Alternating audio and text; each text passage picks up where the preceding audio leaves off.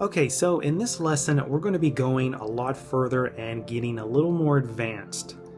And what we're going to be modeling this time around is this here. This was an image that was posted by a member not long ago over at C4Dcafe.com. And this member was pointing out that there really isn't any online tutorials that explain how to model something this intricate, because what we have here is a main cylinder body with 3 cylinders that are evenly spaced that are being extruded out.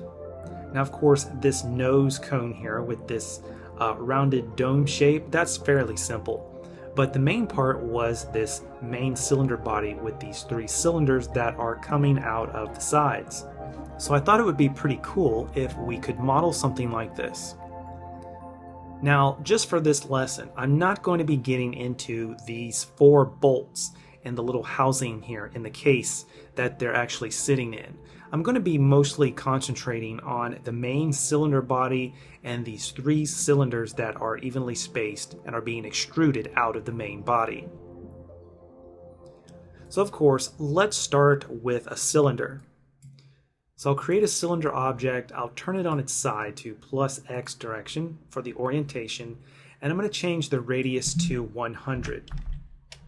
Now we need to quickly set up some type of reference system that's going to show us exactly where these 3 cylinders are going to be coming out of the sides from. So a good reference system in this case would be a Mograph Cloner. So we'll grab a Mograph Cloner, and we'll take this cylinder, and I want to make a copy of it and place it in the cloner object. So I'm going to hold down Control, I'm going to click and drag up to place the newly created copy inside the cloner object. Now you can see the mode for the cloner object is wrong, so we need to click on the cloner, change the mode to Radial, and the plane needs to be changed as well because it's currently being cloned on the wrong plane, so we need to change the plane to ZY. Now you can see we have 5 clones, and we don't want 5, we actually want 3 because there's only 3 cylinders that are coming out of this main body here. So we want to change the count to 3, and I'm just going to change the radius a little bit, just pull that out just so we can see them a little better. Now we need to change the orientation of these cylinders because they're kind of oriented wrong. So all we need to do is click on the cylinder inside the cloner and change the orientation to +Y. Now we have our 3 cylinders that are going to be coming out. Okay, so we need to go to a side view, and to see this better, I've already changed the display mode here to ground shading lines. That way we can actually see the geometry. Okay, so since we're dealing with a HyperNurbs object, and in this case I haven't even added it yet, so I need to go ahead and add that and drop our cylinder into that. And I'll just turn the HyperNurb off. Now since we're dealing with HyperNurbs, it's going to provide the extra subdivision we need to help smooth things out. And right now, this main cylinder body is subdivided way too many times, or otherwise known as segments. So what we need to do, obviously, the first step is to take the rotation segments value down. 36 in this case is just way too much. So we want to take this value down, at least by half or more. But the second important part is that we need to determine a good number that will help us split this main cylinder body into 3 segments. So let me show you what I mean.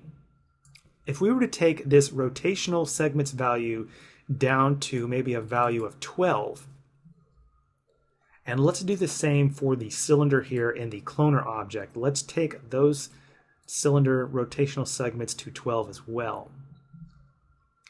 Notice that these cylinders, this line here is lining up with this line here. And just to show you this a little better, what I'll do is I'll just get the doodle tool. Notice that this line here is lining up with this line. This one is lining up with this one as well. And then up here at the top, this edge here is lining up with that one there. So what we've done here is we've determined that a value of 14 is low enough, but it's also going to give us the correct count in order for us to split this main cylinder body into 3 segments. we have one segment that's here, two that's here, and the third segment is here.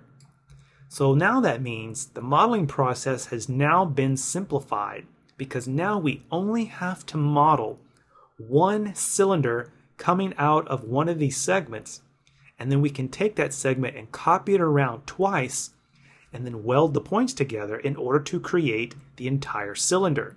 So now we have this reference system set up. We have the correct rotational segment numbers on our cylinders.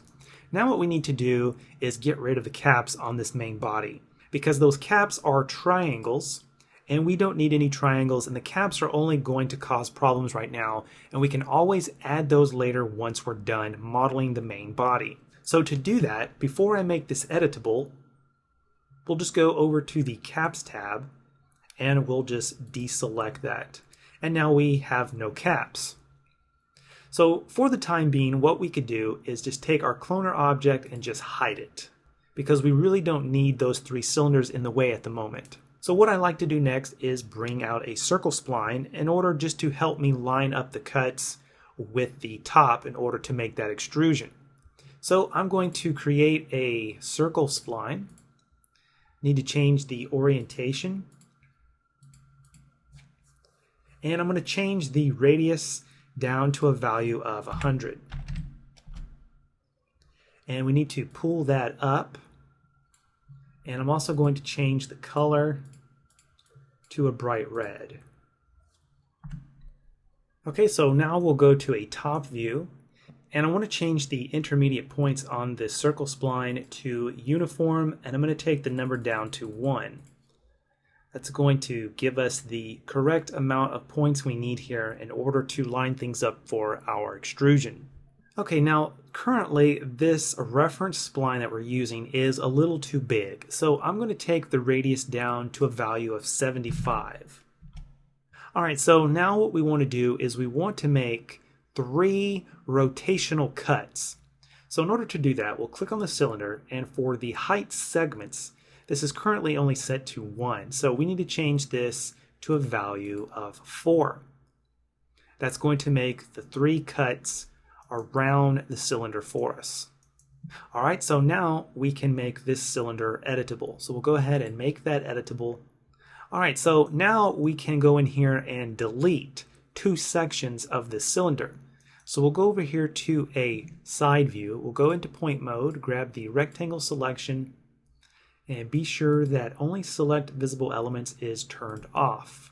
So I'm going to select the points here and down below them. So I want to select these middle points and everything that is down below them.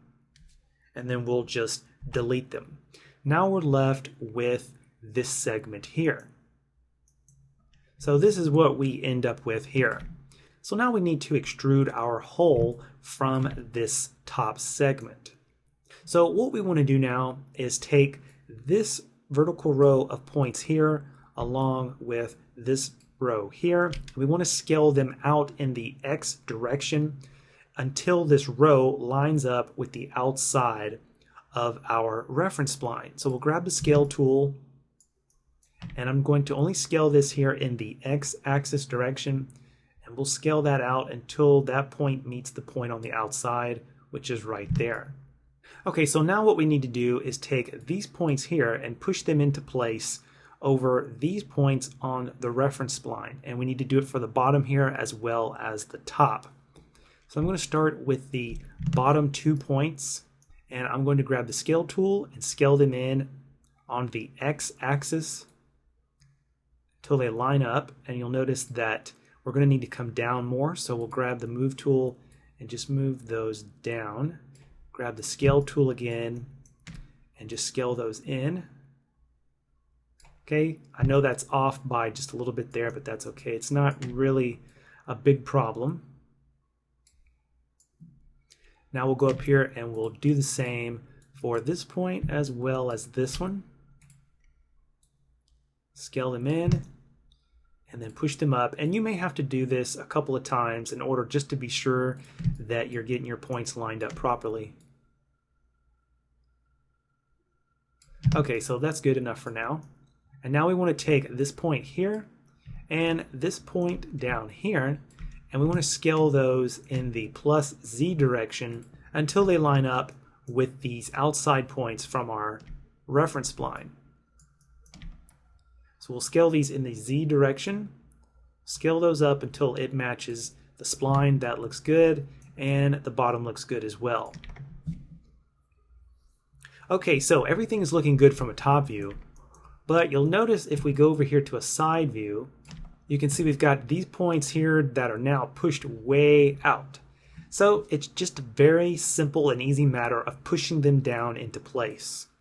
So what I'll do is I'll go back to a top view and I'll select these points here because I want to do them together in uniform.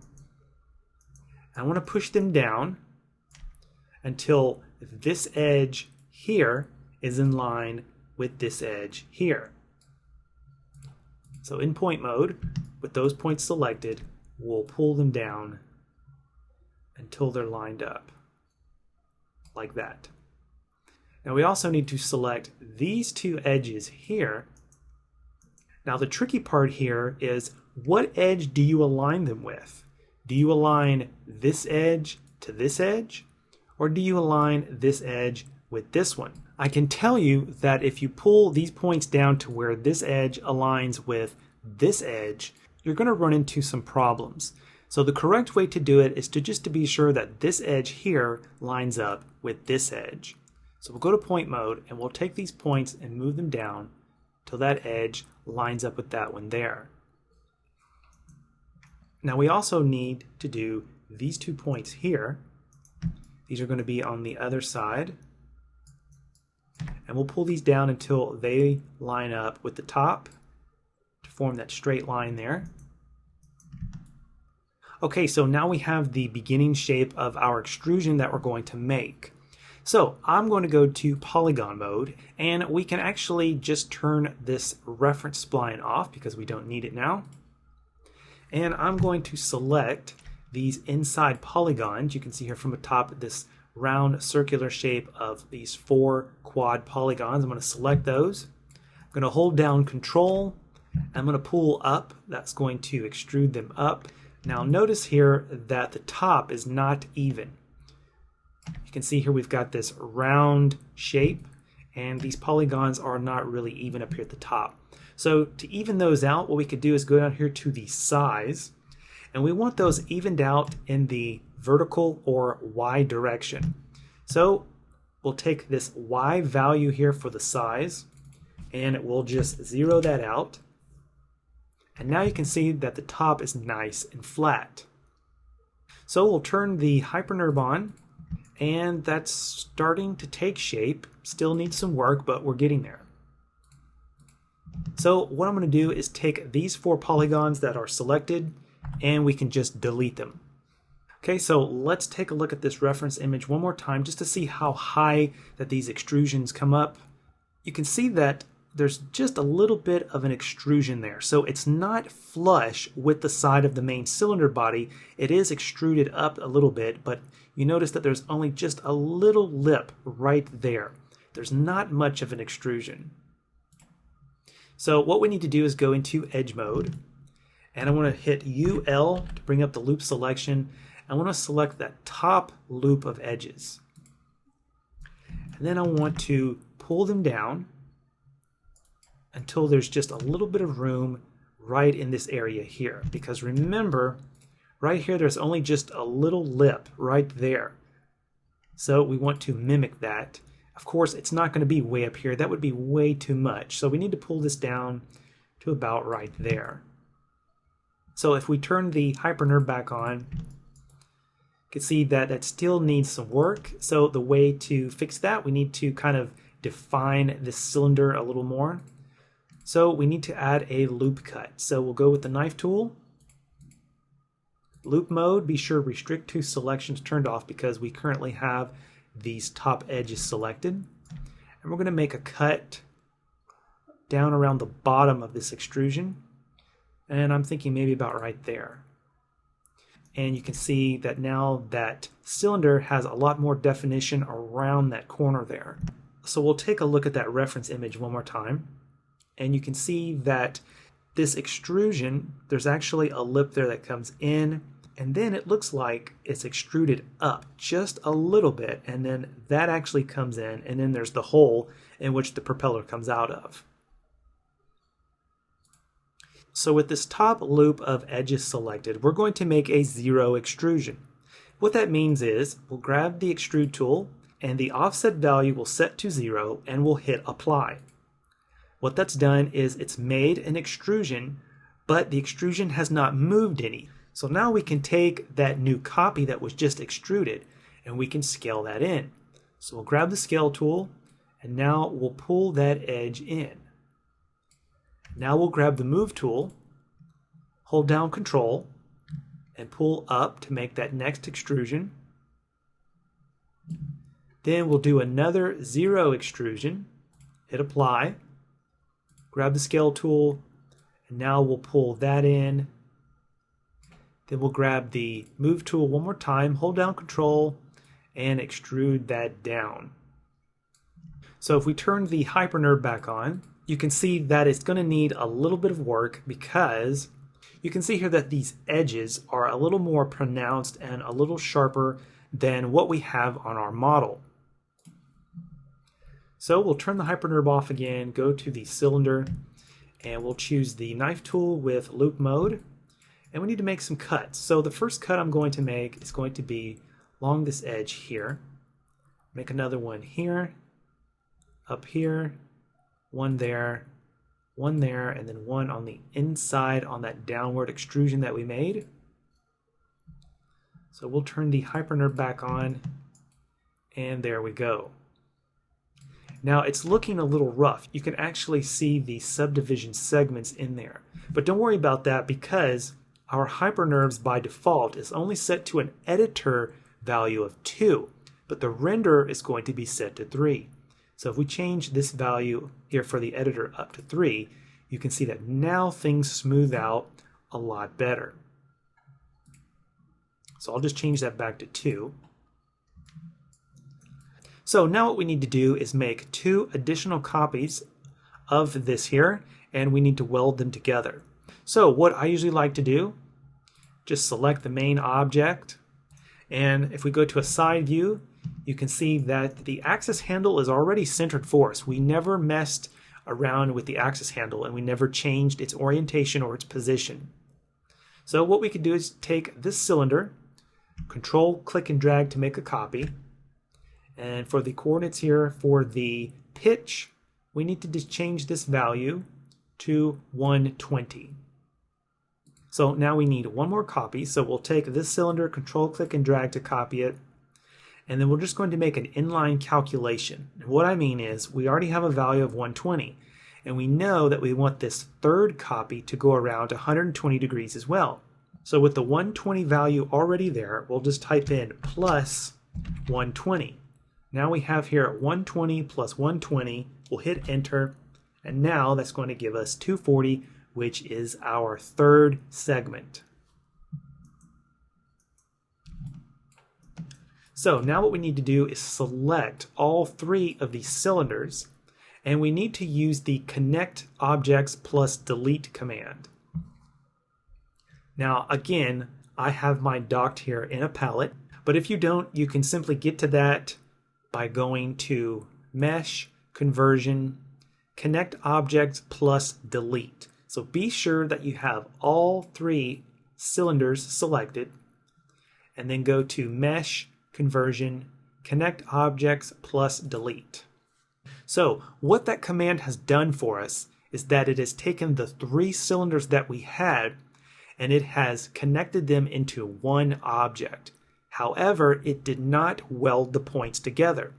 So if we were to turn on the HyperNerve object, notice how each one of these outside seams has this little curtain tear effect going on. That is simply because these points are not welded together, where this edge from this top piece meets the edge from this side piece. There are 2 points taking up the same place. Those points need to be welded together. So we'll go to the cylinder, go to point mode, and we'll just use the optimize command. Now all of those points should be welded together. So we'll turn the hypernerve back on, and there we go. So I think this looks really good, and to finish this off, we'll just create the cylinder part here on the front of the nose. So we'll go back to the reference image again. So we can see that there's a little bit of a lip there, kind of goes back inward, and then the cylinder shape comes out, and then it's just rounded off there. So what we'll do is turn the hypernerve off, go back to the cylinder, go to edge mode, use the loop selection, and we want to do another 0 extrude. Grab the scale tool, and we'll just scale this inward a little bit. I think right there will work just fine. Then we know from there we can actually probably bring that down at an angle just a little bit before we make the final extrusion outward. So what we could do is grab the move tool, hold down Control, click and drag back just to scale that inward just a little bit. Use the scale tool to scale that in. That might be a little bit too much.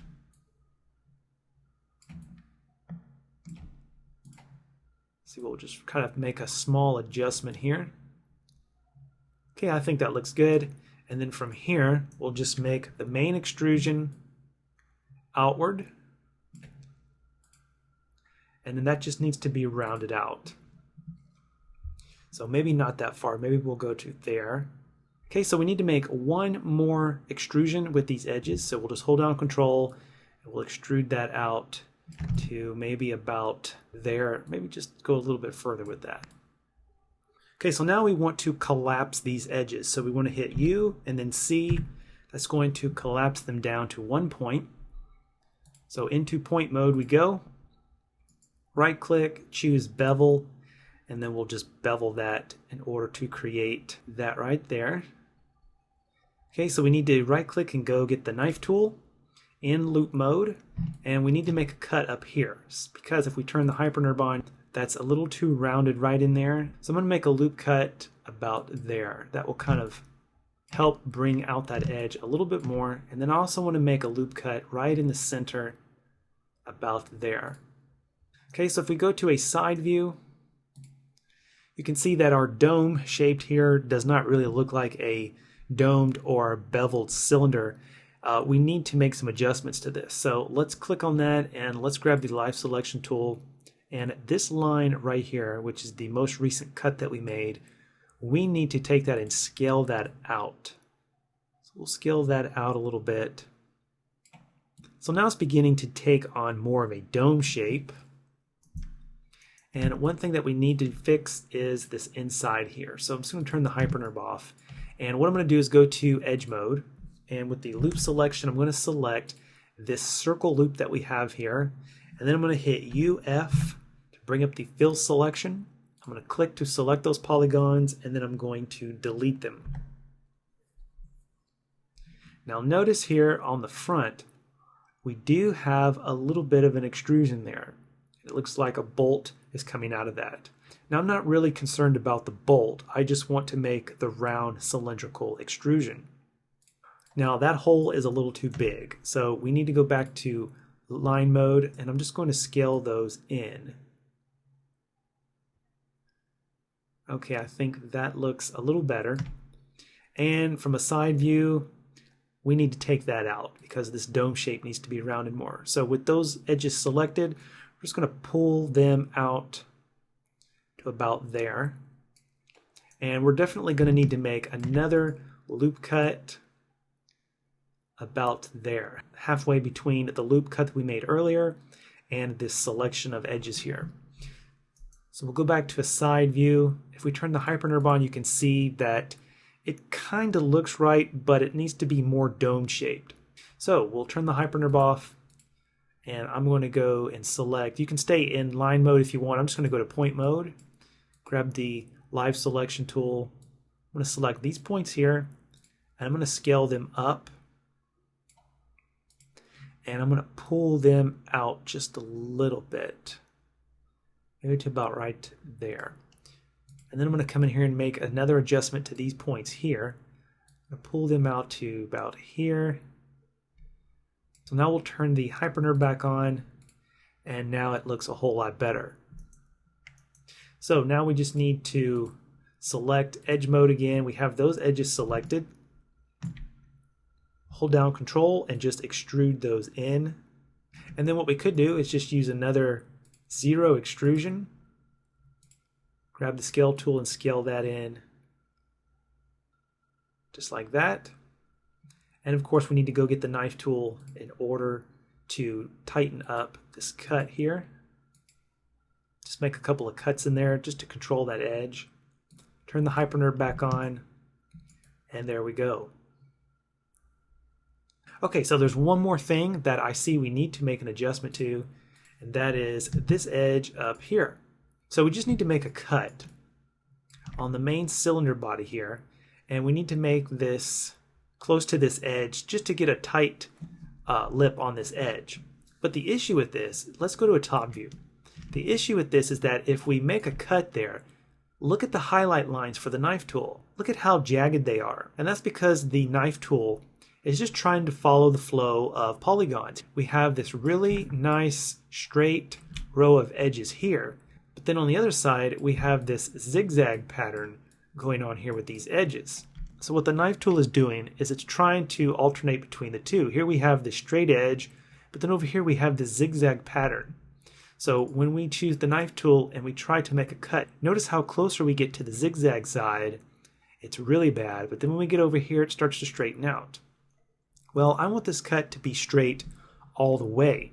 So what we'll do is we'll change the mode to line and we'll just disable visible only. And then what we'll do is we'll just take the cursor and place it up here at the top about there, hold down Shift, and then click and come straight down, and notice that it's constrained to 45 degrees. So if we just come all the way down and through and then let go of it, and now it's going to make a nice straight cut for us. And now that cut goes all the way through the entire cylinder. So we'll turn the hyperner back on. That's looking pretty good. So one more cut I want to make though, and that cut is going to be on the inside. And I want to make that cut right along these edges here. Let's turn visible only on again because I don't want to make any mistakes and cut geometry that I can't see. We'll go to loop mode, and I just want to make a loop cut on the inside about there. Turn the hyperner back on, and now you can see we got a really nice lip there. Alright, so I think that looks really good, and I think it's pretty close to the original.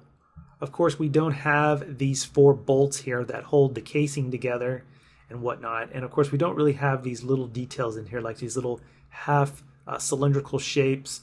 But like I said, I just wanted to mainly concentrate on the overall shape, which was these 3 cylinder shapes that were being extruded from the main body. So this is the final shape, and one thing that I usually like to do, just to ensure that everything is nice and uniform and round, is I like to go into the object, and what I want to do is on frame 0, I want to make a keyframe for the pitch. Then we'll go to frame 90, and what I want to do is make this spin a few times.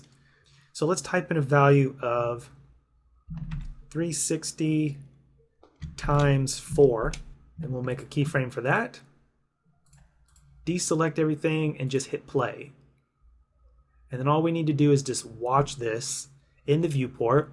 And what I usually like to do is just watch the outside corners of these lips. And if anything is off kilter, or if there's going to be any wobbling or anything like that, you'll be able to see it. And to be honest, I think this looks really good. Alright, so here is the final shot, and what I've done just to show it off a little bit is I've placed a really glossy V-Ray material on it. It is in a V-Ray studio setup, and I am using V-Ray as the renderer. And I've just placed a really glossy bright orange material on it just to get it to stand out from the background. So this is the final piece, and I think it has turned out really well considering that all we had was just this one reference image here to use. Okay, so I think that about wraps up this lesson. I appreciate all you guys following along with me, and thanks for watching.